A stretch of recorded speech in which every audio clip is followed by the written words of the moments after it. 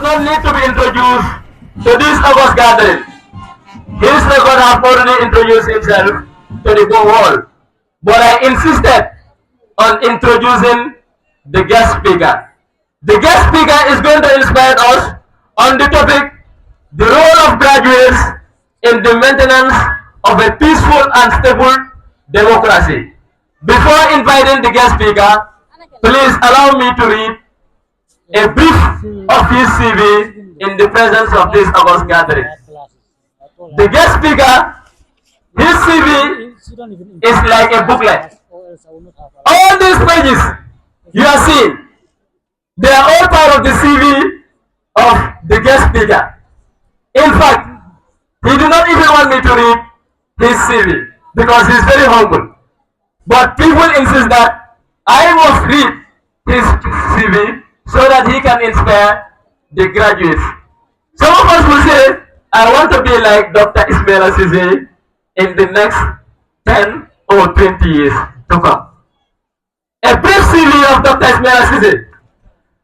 Currently, Dr. Ismaila Ceesay is the Minister of Information of the Republic of the Gambia, and he is also overseeing the Ministry of Communication and Digital Media. Then two ministries are on the head of Dr. Ismaila Ceesay. Can we give him a round of applause? He is wearing two crowns. Despite wearing two crowns, when we send the invitation letter to Dr. Ismaila Ceesay, even before sending the invitation letter, then I texted him, I told him, Doctor, we want you to serve as the guest speaker of 2024 graduation ceremony of Kombo Kerawan Upper Basic and Senior Secondary School. He told me, okay, it's not going to be a problem. Can we give him a round of applause? Then, when the letter was written, we emailed him the letter. He said it's not going to be a problem. I know most of you might have been thinking that Dr. Ismaila Ceesay will not come because of his busy schedule, but he decided to leave his busy schedule in order to come and join us. Before his appointment as the Minister of Information, Dr. Ismaila Ceesay was a senior lecturer and the head of the Political Science Department at the University of the Gambia. He taught undergraduate and postgraduate courses since 2010 at the University of the Gambia. He is the founder and former director of MSc program, Master's program in International Relations and Diplomacy at the University of the Gambia. He has taught many courses in this program and supervised master's dissertations of many students. I will probably say that Dr. Ismaila Ceesay is my lecturer at the University of the Gambia. Currently, I am pursuing a master's degree in international relations and diplomacy. Dr. Ismaila Ceesay has taught me almost 3 to 4 courses at the University of the Gambia. Can we give him a round of applause? I am very proud today to have my lecturer being the guest speaker of this occasion. In terms of educational background, Doctor is second to none. When it comes to education, Doctor is a role model.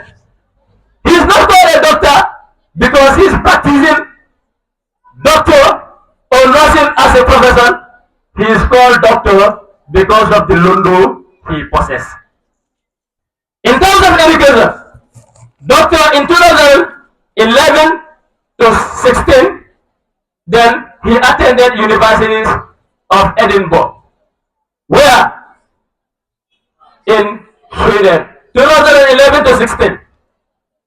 Edinburgh in Sweden, and he obtained PhD in African Studies. Can we give him a round of applause? PhD in African Studies. Doctor is a replicate of the Africa that we want, a true pan-Africanist. In 2008 to 2009, he also got his master's degree at the same university, University of Edinburgh, and which is in Scotland. He studied African Studies. Then in 2003 to 2007, Doctor did his BSc in Sweden, where he specialized in political science. And He graduated from the University of Stockholm University in Sweden. Can we give a big round of applause to Doctor?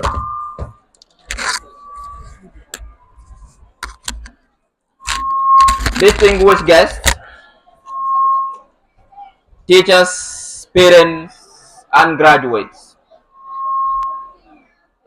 It is an honor to stand before you here today on this very important occasion, on this very important day. Graduation, as we all know, is a very significant milestone in your academic journey.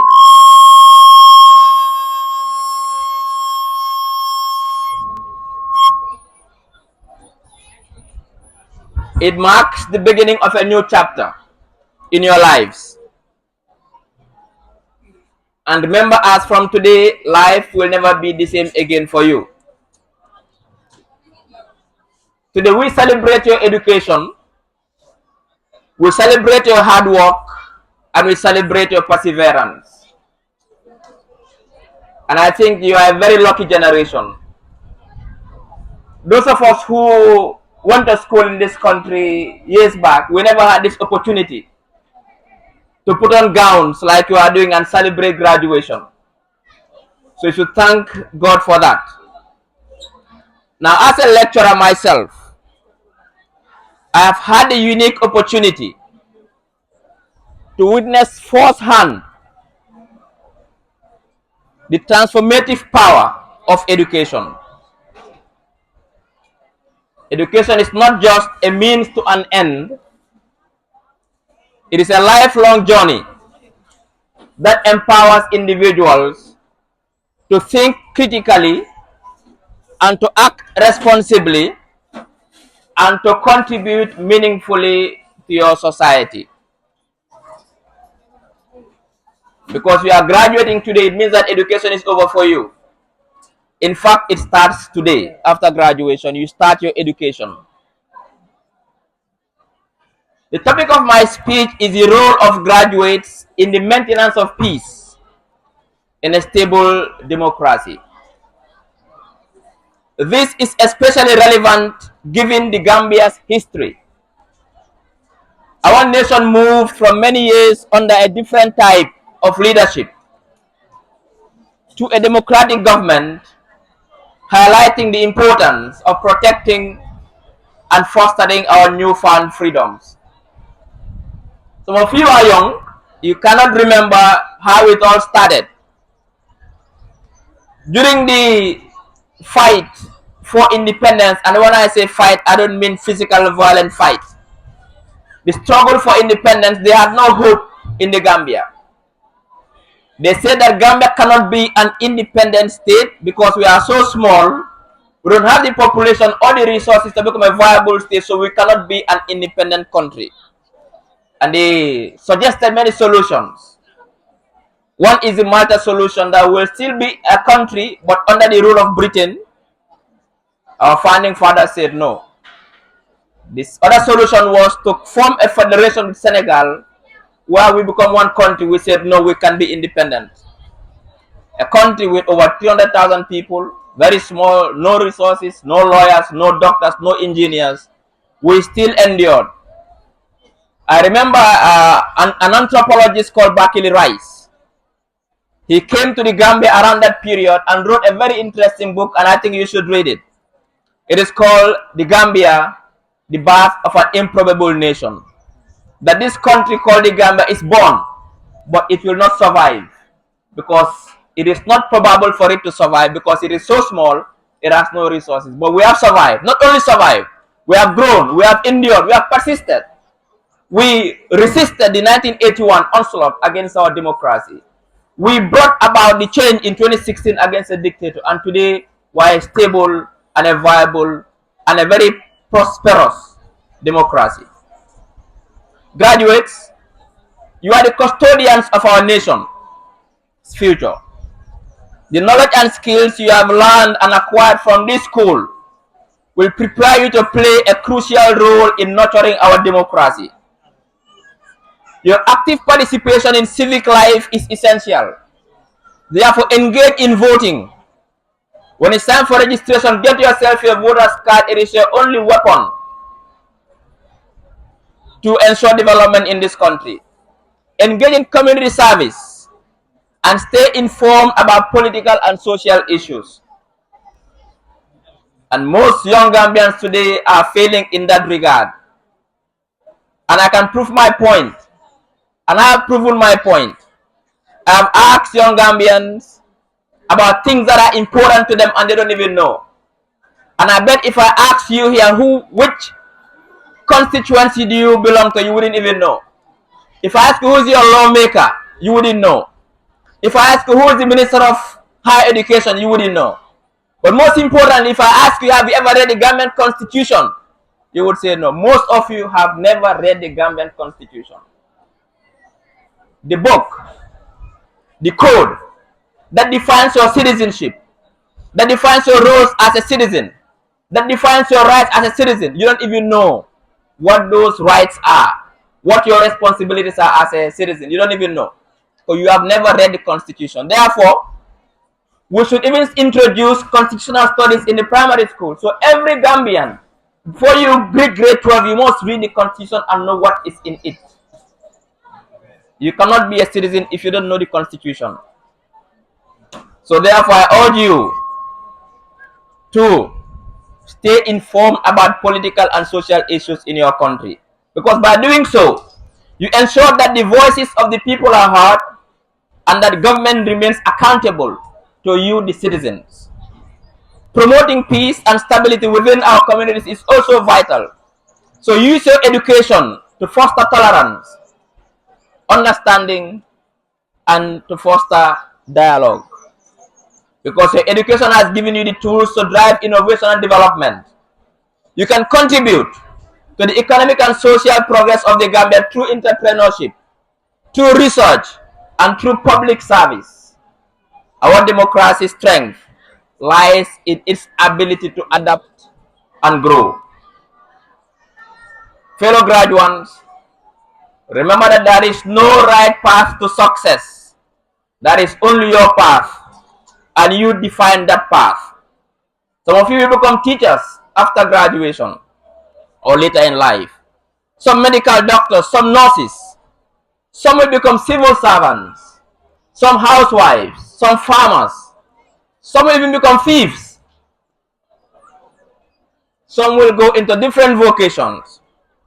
What is important is that whatever you decide to be, whatever you decide to do in your life, do it with passion, do it with compassion, and do it with purpose. Even if you want to become a thief, be a good thief. Fellow graduates, you are the masters of your own destiny. God has provided you with all the tools you need to navigate your way in this world. That is why God gave you your senses to see, to hear, to talk, to taste. God will not come down and solve your problems for you. God brings you here and gives you what you need to survive. Make best use of what God has given you to survive in this world. Importantly, ladies and gentlemen, release yourselves from things that weigh you down. Things like jealousy, things like envy, things like pride and wrath.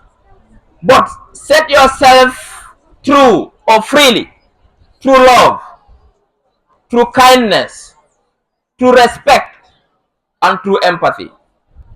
My dear graduates, in this time when our country is experiencing rapid political and social transformation, I challenge you to be social ambassadors, preach and practice peace, and support diversity. For God Himself loves diversity, both in us and in earth. Just consider the diversity of humankind. God is so great that He would have created only man or only woman, but decided to create man and woman. God could have created one race, only the black race, or the Chinese race, or the white race. No, He created the Indian race, the Chinese race, the Arab race, the white race and the black race and other races. Why? God could have created only one tribe in Gambia, but we have many tribes. We have over 2,000 tribes in African continent. In Nigeria alone, there are over 400 tribes. God could have created only one tree, just a mango tree, but there are millions of species of trees, millions of species of animals. Go to the seas, millions of species of fishes, different ones. Why? Why did he make that diversity? Because he loves diversity. God could have created only one religion. We have many religions. So God loves diversity. Let us celebrate our diversity, therefore. First, we are human. Then we are Gambian. Let us always strive to get the best out of each other and know that what binds us as Muslims and Christians or Jolas or Fullers is stronger than that which divides us. Don't promote tribalism. We have seen how it has destroyed nations. Treat each other and everyone with respect they deserve. The poor, the rich, the literate, the illiterate. And be kind, for no act of kindness, no matter how small, is ever wasted. Fight for the weak. Help the poor. And respect your elders. In a time of moral crisis, don't remain neutral. Dante Alighieri warns us that the hottest places in hell is reserved for people who, in terms of moral crisis, remain neutral. Dear graduates, your education is meaningless if it does not transform your lives and help develop your communities and your nation. So give back to your community. Engage in community service. Be ready to serve your country. Don't be a passive citizen who complains and moans that things are not working well, but is willing to make the sacrifice to find the solutions to work towards a better country. Take counsel from Mahatma Gandhi, who reminded us that the best way to find yourselves is to lose yourself in the service of others. Be humble. Particularly, espouse the humility of Socrates.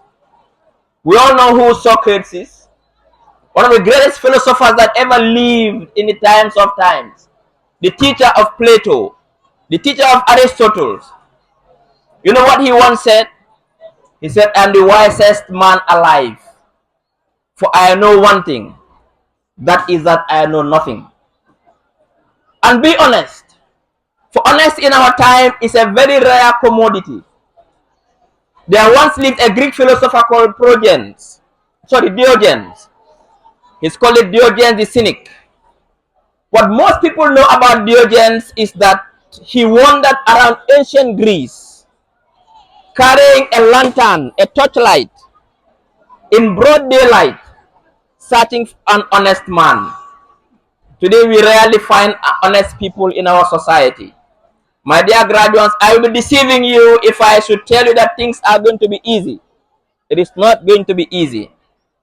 As Alice Munro reflected, the complexity of things, the things within things, just seems to be endless. I mean, nothing in life is easy. Nothing is simple. Every day comes with a new challenge that needs new solution. The day you wake up in the morning and you don't have any problem to solve, that day you will die, you are gone. Your days are over. Every day you solve one, you go to the next. That makes life interesting. Let me finish by passing on a few lessons I have learned since graduation, though I never had one like you did.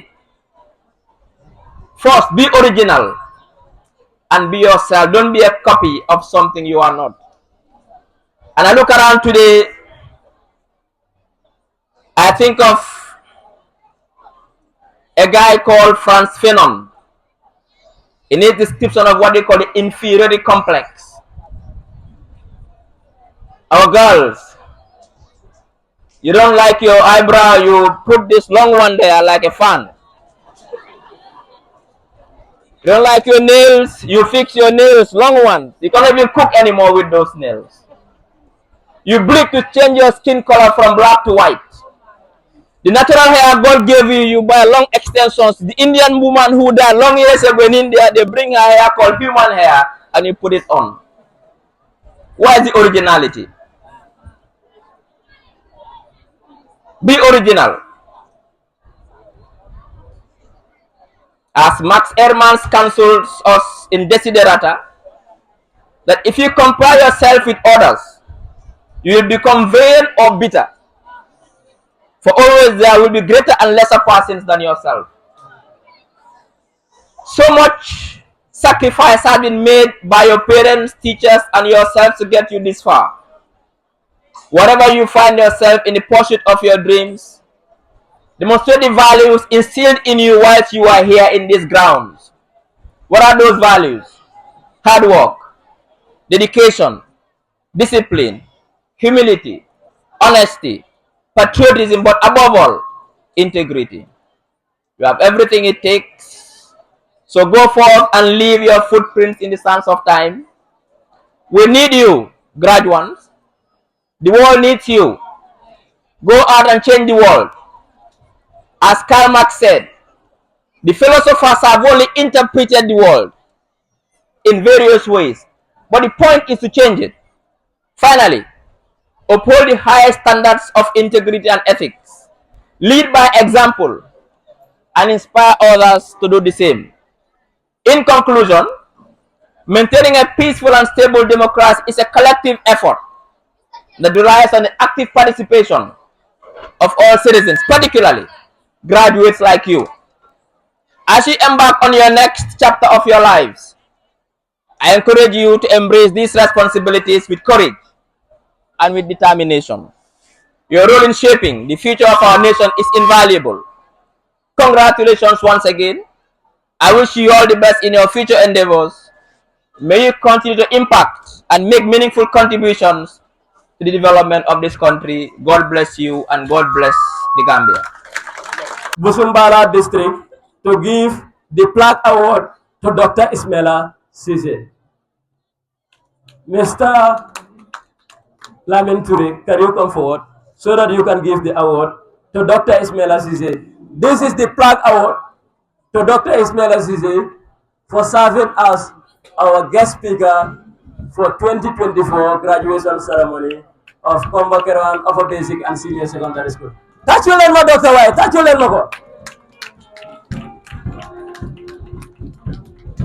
Thanks so much, Dr. Ismaila Ceesay.